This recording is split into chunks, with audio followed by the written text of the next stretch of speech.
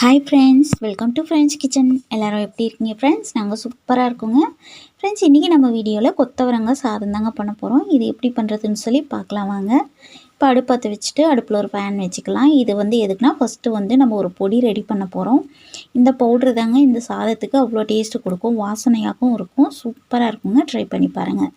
First வர கொத்தமல்லி 1 teaspoon, உளுத்தம்பருப்பு 1 டீஸ்பூன், 1/4 டீஸ்பூன் சீரகம், 1/4 டீஸ்பூன் வெந்தயம் போட்டு நல்லா ட்ரை ரோஸ்ட் பண்ணிக்கலாங்க. இது கூடவே 3 காஞ்ச மிளகா போட்டுக்கலாம். மிளகா காரத்துக்கு ஏற்ற மாதிரி நீங்கள் சேர்த்திக்கோங்க. எங்களுக்கு இந்தளவுக்கு போதும். ஸோ 3 காஞ்ச மிளகா சேர்த்திருக்கேன். இது நல்லா வறுப்பட்டு வரட்டுங்க. இதுக்கப்புறம் இதை எடுத்து ஆற வச்சு மிக்ஸி ஜாரில் கொடுத்து பவுட்ரு பண்ணிக்கலாம். இந்தளவுக்கு வறுப்பட்டு வந்தால் போதுங்க. எடுத்து ஆற வச்சிடலாம். இப்போ அதே அடுப்பில் கடாய் வச்சுக்கலாங்க. கடாய் சூடானதும் ஆயில் சேர்த்திக்கலாம். இதுக்கப்புறம் 1 டீஸ்பூன் உளுத்தம்பருப்பு, 1 டீஸ்பூன் கடுகு போட்டுக்கலாம். நல்லா பொரிஞ்சு வரட்டும். இப்போ கடுகு நல்லா பொரிஞ்சு வந்துருச்சுங்க. ஒரு 10 பல் பூண்டு நான் பொடியாக கட் பண்ணி வச்சுருந்தேன், அதை சேர்த்திக்கலாம். 2 காஞ்ச மிளகா உடச்சி போட்டுக்கலாங்க.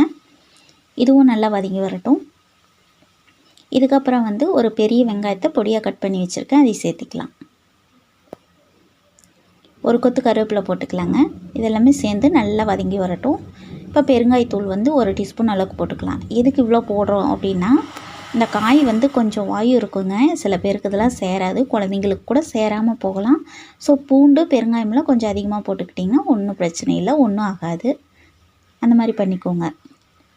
இப்போ அந்த பவுட்ரு நம்ம பண்ணி வச்சுருந்தோம் இல்லைங்களா, அந்த பவுட்ரு சேர்த்திக்கலாங்க. இதுவும் சேர்ந்து கொஞ்சம் ஆயிலில் வதங்கி வரட்டும்.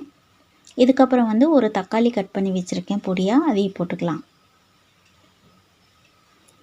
தக்காளி நல்லா வதங்கி வரட்டுங்க. நான் காய் ஒரு 100 கிராம் அளவுக்கு பொடியாக கட் பண்ணி வேக வச்சு எடுத்து வச்சுருக்கேன். அப்படியே நம்ம போட்டோம்னா அந்த வாயு அதிகமாக இருக்குது அப்படின்னு சொல்லி சொல்கிறாங்களே இந்த காயில், அதனால் கொஞ்சம் பிரச்சனை ஆகலாம். ஸோ அதனால் நான் வேக வச்சு அந்த தண்ணியை வடிச்சிட்டு எடுத்து வச்சுருக்கேன். இப்போ உப்பு சேர்த்திக்கலாங்க, சாதத்துக்கு ஏற்ற அளவுக்கு. உப்பு சேர்த்தோம்னா தக்காளி சீக்கிரமாக வெந்து வந்துடும். ஸோ இப்போ பாருங்கள், சூப்பராக வெந்து வந்திருக்கு. இப்போ நம்ம வடித்து வச்சு அந்த காயை எடுத்து சேர்த்திக்கலாம். எல்லாமே சேர்ந்து நல்லா வதங்கி வரட்டுங்க. இதுக்கப்புறம் நான் சாதம் வடித்து ஆற வச்சு எடுத்து வச்சுருக்கேன். அந்த சாதத்தை சேர்த்திக்கலாம். குழந்தைங்களுக்கு காலேஜுக்கு ஸ்கூலுக்கெல்லாம் கொடுத்து விட்டோம்னா ஆஃபீஸ் கூட கொடுத்து விடலாங்க. இந்த சாதம் சூப்பராக இருக்கும், ட்ரை பண்ணி பாருங்கள்.